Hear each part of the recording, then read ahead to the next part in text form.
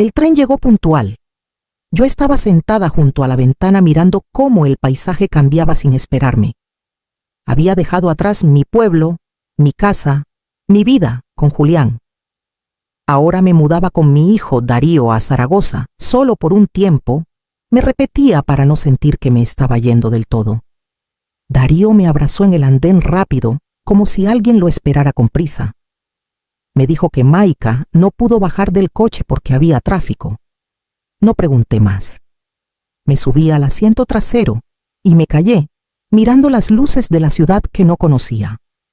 La casa era amplia y moderna, demasiado blanca, demasiado silenciosa. Cuando entré sentí que no era mía. Todo estaba en su lugar, pero nada me hablaba. Maika me mostró la habitación de invitados como quien muestra una caja de cartón vacía. Por ahora puedes quedarte aquí, luego veremos, dijo. Asentí. Gracias, hija, murmuré, aunque no sabía si lo decía por educación o por necesidad. Los primeros días intenté ser útil. Cocinaba lo que recordaba que le gustaba a Darío, pero Maika cambiaba las especias o me corregía las cantidades. Me ofrecía cuidar al niño, pero él prefería la tablet. Darío llegaba tarde. Me sonreía con los labios, no con los ojos. Una noche, mientras lavaba los platos, escuché susurros desde la escalera. Era Maika. No sé cuánto tiempo va a quedarse. No quiero que esto se convierta en un problema. Y el silencio de Darío me dolió más que las palabras de ella. Subí despacio a mi cuarto. Cerré la puerta sin hacer ruido. La maleta seguía sin deshacer. Me senté en la cama sola, abrazando el borde de la manta, como si pudiera calentarme con recuerdos. Nunca pensé que vivir con mi propio hijo me haría sentir tan de más. Pero ahí estaba rodeada de paredes limpias de una familia que se me parecía, pero no me abrazaba. Colgué mi abrigo detrás de la puerta y supe que el invierno no se había ido. Solo se había mudado conmigo. Una mañana, mientras terminaba de fregar la cocina, escuché la voz de Maika en el pasillo. No gritaba, pero su tono era el de quien quiere que alguien escuche sin tener que decírselo de frente. Es que no tenemos espacio, Darío. Estamos todos apretados. El niño necesita su rincón para estudiar. Yo no puedo estar acomodando a tu madre como si fuera una huésped eterna. Me quedé quieta con el trapo mojado en la mano. Fingí no oír. Como tantas otras veces, Darío respondió en voz baja. Podría dormir en el trastero por ahora, solo mientras reordenamos todo. No lo escuché decir mi nombre, solo podría. Esa tarde hice como si nada. Preparé lentejas, lavé los manteles, ayudé a mi nieto con una maqueta de cartón. Pero en la noche, cuando todos subieron a dormir, recogí mis cosas y bajé sola al trastero. El aire estaba húmedo, el suelo frío. Las cajas se apilaban sin orden, algunas abiertas, otras cubiertas de polvo. Encontré una colchoneta vieja, la sacudí, la puse en un rincón que no olía tan mal. Abrí mi maleta sin deshacerla del todo, como si aún fuera pasajera en mi propia vida. No lloré, pero sentí como algo dentro de mí se hacía pequeño, como si ocupar menos espacio también fuera parte del favor, como si respirar sin molestar fuera una nueva forma de agradecimiento. Busqué una manta entre mis cosas. Julián me la había regalado un invierno muchos años atrás. Para que no te falte abrigo, ni aunque yo falte, me dijo entonces. La envolví alrededor de los hombros y me senté en la colchoneta mirando la lámpara colgante que parpadeaba como si dudara en quedarse encendida. A mi lado, entre dos cajas, vi un viejo baúl de madera. Tenía marcas de humedad, pero el cierre todavía estaba firme. No lo abrí esa noche. Solo me quedé mirándolo como si algo dentro supiera que yo también había sido guardada allí. Como si ese rincón olvidado también pudiera contar su historia. Pasaron 2 días antes de que me animara a mover más cosas en el trastero. Me despertaba temprano como siempre y subía a preparar el desayuno antes de que nadie notara que dormía bajo tierra. Luego bajaba de nuevo callada con una taza de café en la mano, fingiendo normalidad. Una mañana, mientras barría el rincón donde dormía, Tropecé con una de las cajas que había empujado hacia el fondo. Era pesada, de madera oscura con herrajes oxidados. No recordaba haberla visto antes, pero tenía esa textura que uno reconoce con las yemas de los dedos. Era nuestra, de cuando Julián y yo recién nos casamos. La abrí despacio, como quien abre algo que no debería. Había papeles viejos, una bufanda suya y en el fondo una carpeta plastificada. Dentro una foto. Yo con trenza larga, Julián con el brazo rodeándome y Darío con unos 5 años en medio de los dos, sonriendo sin dientes. La tomamos en el parque de Almudévar el mismo día que compramos la bicicleta azul. Me temblaron los dedos.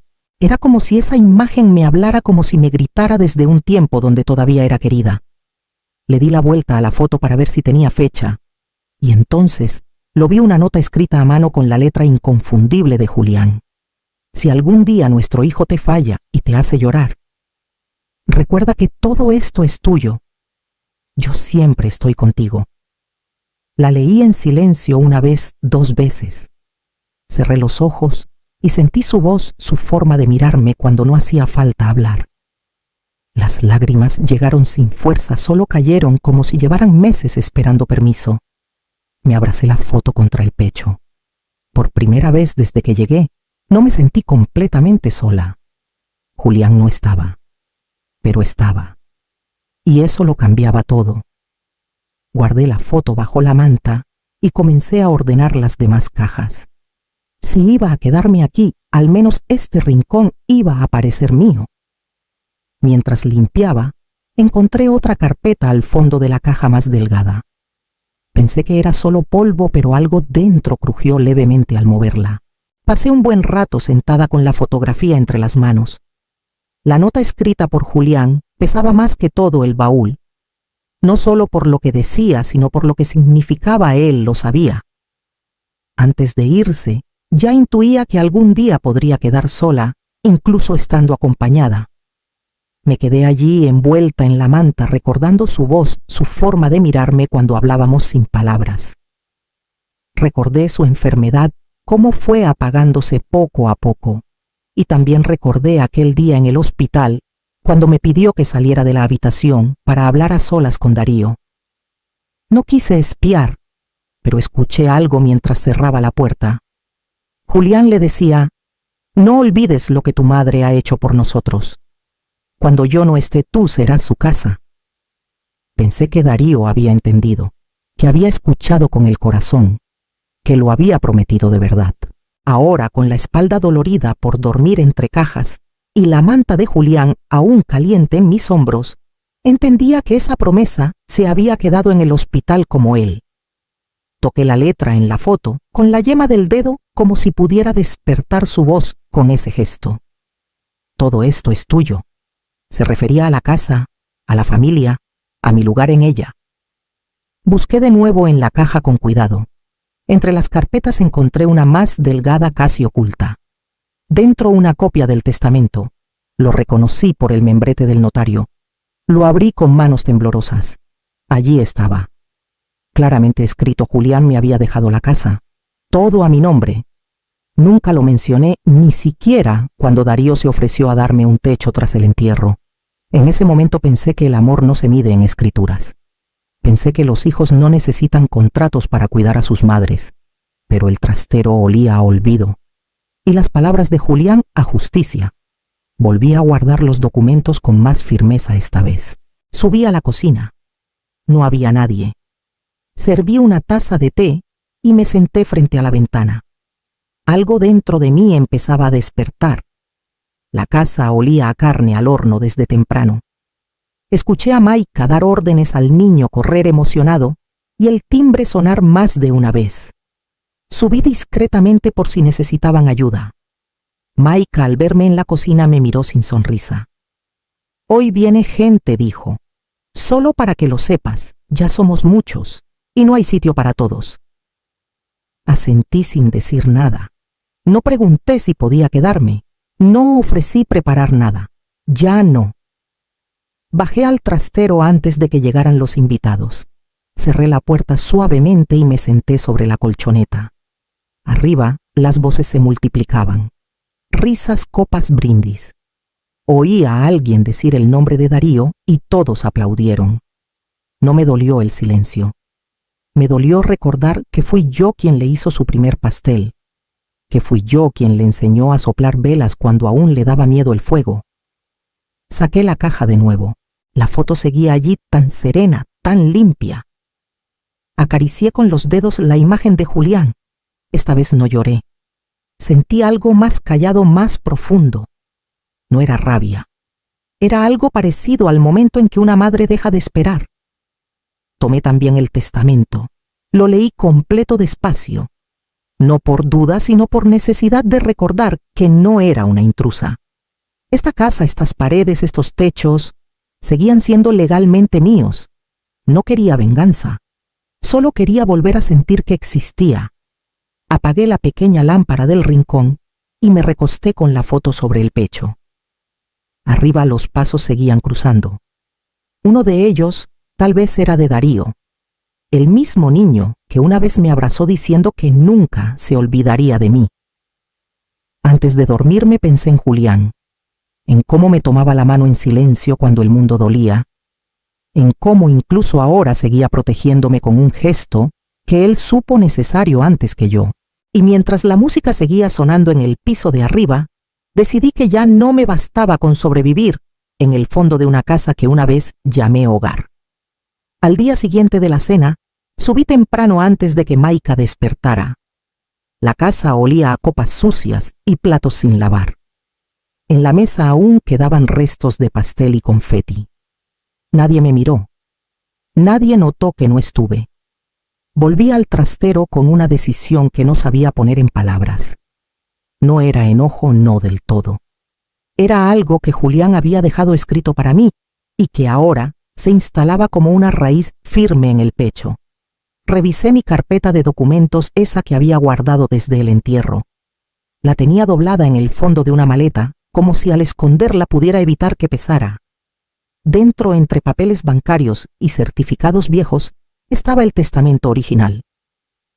Lo tomé con ambas manos y me senté sobre la colchoneta. Volví a leer cada línea, esta vez sin prisa. Julián había puesto todo a mi nombre: la casa, los ahorros, incluso una cuenta que yo no sabía que existía. Él no lo hizo por desconfianza, sino por amor. Lo entendí ahora. Me dio las herramientas para resistir por si algún día nadie más lo hacía. Yo lo guardé por respeto. Pensé que Darío entendería sin necesidad de mostrarle papeles, pero había confundido respeto con miedo y paciencia con olvido. Toqué mi nombre impreso en el documento. Sentí un estremecimiento, porque decir la verdad, incluso con pruebas, también da miedo. Pero más miedo me daba seguir desapareciendo en la sombra de un hijo que ya no me veía. Guardé todo en una carpeta nueva más firme. La envolví en una bolsa de plástico y la escondí entre mi ropa limpia. No quería mostrarla aún, pero tampoco quería esconderme más. Subí a la cocina a preparar té. Maika bajó unos minutos después, revisó el móvil sin saludarme. Yo me senté en silencio frente a la ventana con el vapor del té subiendo lento entre mis manos. La foto de Julián seguía junto a mi taza. No era adorno, era compañía. Ese mismo día pedí cita con un abogado. No por venganza, por memoria. Porque había algo que debía decirse aunque nadie preguntara. Tomé el tranvía temprano con el sobre bajo el brazo y la fotografía guardada en mi bolso como quien lleva un testigo silencioso. No le dije a nadie a dónde iba, ni a Darío ni a Maika. Me bajé 2 estaciones antes para caminar el resto como si el aire me ayudara a aclarar lo que aún no sabía si tenía derecho a DITR.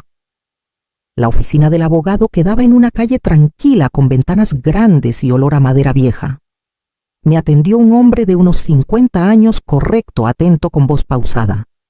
Le entregué el testamento sin decir nada más. Él lo leyó en silencio, línea por línea. ¿Desea impugnar alguna parte?, me preguntó al terminar. Negué con la cabeza. Solo quiero saber si sigue siendo válido.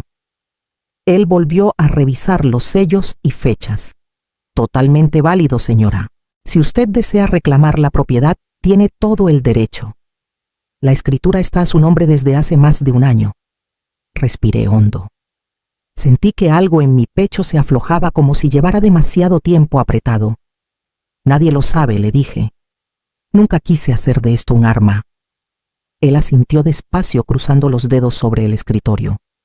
No tiene por qué ser un arma, pero sí puede ser un escudo. A veces el silencio es elegancia. Otras veces es complicidad. Saqué la foto de mi bolso y la coloqué sobre la mesa. Él la miró sin preguntar. Mi esposo me dejó esto también. Supongo que lo escribió por si algún día me olvidaban. El abogado no dijo nada. Solo me ofreció una copia del expediente y me dio su número personal. Puede callarse o hacer justicia, no por usted, por lo que fue, por lo que aún es. Guardé los papeles con cuidado. Al salir no sentí alivio ni furia, sentí claridad. Un tipo de fuerza tranquila que no busca gritar sino sostenerse. De vuelta en casa, nadie notó que había salido. Me senté en el patio, el único lugar donde aún llegaba el sol sin pedir permiso. Y allí decidí que la próxima vez que subiera, no sería para servir la mesa. Subí del trastero en silencio como tantas otras veces, pero esa noche no llevaba una taza ni una escoba. Llevaba la foto, la que él había dejado para mí con su letra al dorso. La sostuve con ambas manos mientras cruzaba el pasillo.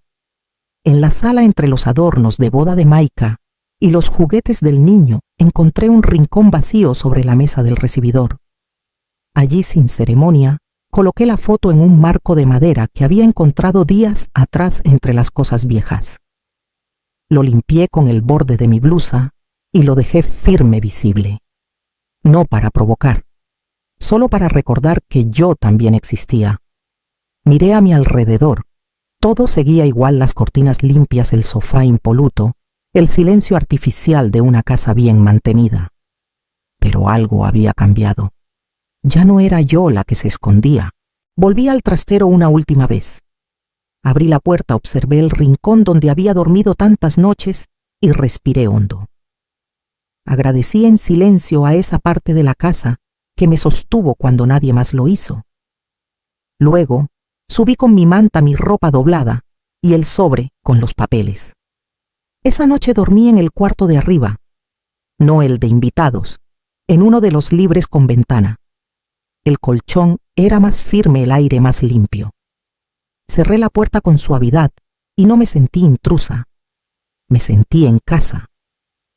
A la mañana siguiente bajé temprano a la cocina. Puse la tetera al fuego y corté pan con aceite como hacía Julián los domingos. Me senté a la mesa como si nunca hubiera estado ausente. El sol entraba por la ventana con calma sin pedir permiso. Maika entró poco después, aún con el cabello desordenado. Se detuvo al verme. Miró la foto en el recibidor. Me miró a mí. No dijo nada. Yo sonreí leve con la taza entre las manos. No había rabia en mí, ni explicación. Solo estaba donde siempre debía estar. Esa tarde, cuando Darío regresó del trabajo, fue él quien encontró el marco. Lo levantó, lo leyó. Y por primera vez en mucho tiempo bajó la mirada. Darío me esperó en la sala al día siguiente. Estaba de pie con los brazos cruzados, la foto en una mano. Me miraba como si no entendiera en qué momento todo se le había escapado. «¿Qué haces, mamá?», preguntó sin levantar la voz, pero sin cariño. Me acerqué despacio, sin apuro. Saqué del bolso la carpeta con los documentos y la coloqué sobre la mesa junto al marco. «Te voy a responder con hechos, no con reproches», dije. «Esta casa está a mi nombre. Tu padre lo dejó así. Y también me dejó esto». Toqué la foto con cuidado, por si algún día tú olvidabas. Él no abrió la carpeta. Solo miró el marco, después a mí. «Nunca fue mi intención hacerte daño». «Tal vez no fue intención, Darío», respondí. «Pero me enviaste al trastero, como si ya no tuviera lugar». Se hizo un silencio espeso, de esos que no necesitan explicación. Maika pasó por detrás, pero no se detuvo. El niño jugaba en el patio ajeno a todo. No quiero que se convierta esto en una pelea, murmuró. Tampoco yo. Solo quiero vivir con la dignidad que me corresponde, sin miedo, sin permiso. Tomé la carpeta de nuevo y la guardé sin apuro. Darío seguía de pie, pero sus hombros se veían distintos, como si llevaran el peso de algo que al fin entendía. No dije más. Me levanté, tomé mi taza de té y volví a mi cuarto. Cerré la puerta sin mirar atrás, y por primera vez en esa casa sentí que ya no tenía que explicar por qué existía. Al día siguiente subí temprano con una caja bajo el brazo. No dije nada. No pedí permiso. Elegí la habitación del primer piso, la que daba al patio, con la ventana grande que dejaba entrar la luz por la mañana. Estaba vacía, sin uso, pero limpia. Comencé por abrir las cortinas. Luego, desempolvé una cómoda que llevaba semanas sin tocarse. Coloqué la foto de Julián sobre la mesilla junto a una vela pequeña que siempre había guardado sin razón en mi bolso. La encendí. No como homenaje, como compañía. Después abrí la caja. Saqué las otras fotos que había traído del pueblo, la boda, las navidades de cuando Darío aún me abrazaba sin vergüenza, un dibujo del nieto que alguna vez me dedicó con crayones. Las coloqué sobre la pared, una al lado de la otra como quien planta raíces. Enmarqué la carta de Julián y la colgué sobre la cabecera de la cama. No necesitaba leerla para saber cada palabra. Pero verla ahí, a la altura de mis ojos, era recordarme que alguien me había amado con claridad, con previsión, con respeto. No bajé a almorzar. Nadie me llamó. Nadie tocó la puerta. Y por primera vez no dolió. Por la tarde salí a comprar un pequeño letrero de madera. Escribí con cuidado: aquí vivo yo. Lo colgué por dentro en la parte alta de la puerta, no para marcar territorio, para recordármelo a mí misma. Pasaron los días. No hubo más discusiones. Nadie mencionó el trastero. Maika se mantenía distante pero cortés. Darío empezó a llegar más temprano. A veces me preguntaba si necesitaba algo del supermercado. Yo solo asentía sin devolver la pregunta. No era una reconciliación. Era algo más callado.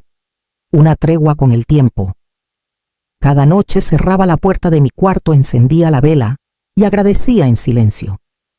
No por lo que me daban, sino por lo que había recuperado. Porque resistir no fue gritar. Fue quedarme en pie y convertirme en presencia incluso cuando me creyeron ausencia.